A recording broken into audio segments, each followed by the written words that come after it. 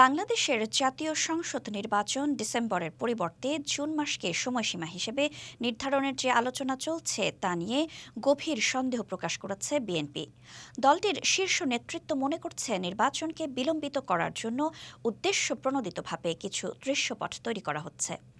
এই ইস্যুতে সরকারের প্রধান উপদেষ্টার সঙ্গে বৈঠকেও বিএনপি সন্তুষ্ট হতে পারেনি এবং তারা দ্রুত একটি সুনির্দিষ্ট নির্বাচনী রোডম্যাপ ঘোষণার দাবি জানিয়েছে। মঙ্গলবার এক সংবাদ সম্মেলনে বিএনপির স্থায়ী কমিটির জ্যেষ্ঠ সদস্য খন্দকার মোশাররফ হোসেন দলের আনুষ্ঠানিক প্রতিক্রিয়া জানান। তিনি বলেন, সরকারের কাছে নির্বাচন বিষয়ে আমরা ইতিবাচক প্রতিক্রিয়া আশা করেছিলাম, সেটি হয়নি।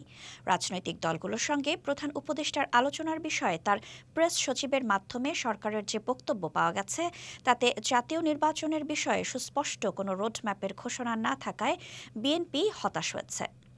খন্দকার মোশাররফ হোসেন আরও অভিযোগ করেন, নির্বাচনকে বিলম্বিত করার জন্য কিছু উসিলা তৈরি করা হচ্ছে। তিনি উদাহরণ হিসেবে আওয়ামী লীগের বিচার শেষ করার অজুহাতকে তুলে ধরেন।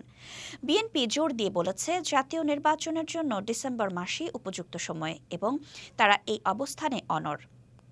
এর আগে গত সোমবার বিএনপির মিডিয়া সেলের অধীন টকশো ডিসকাশন গ্রুপের রুদ্ধদ্বার সভায় দলের ভারপ্রাপ্ত চেয়ারম্যান তারেক রহমান এই নির্বাচন বিলম্বের পেছনে সরকারের দুরভিসন্ধির অভিযোগ আনেন।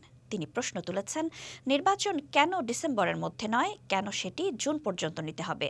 তারেক রহমান এই বিষয়টি টকশোর আলোচকদের ভালোভাবে তুলে ধরার আহ্বান জানান। তত্ত্বাবধায়ক সরকারের প্রধান উপদেষ্টা অধ্যাপক মোহাম্মদ ইউনূসের সঙ্গে বিএনপির 4 সদস্যের প্রতিনিধি দলের বৈঠক হলেও নির্বাচনের সময়সীমা নিয়ে বিএনপি সন্তুষ্ট হতে পারেনি।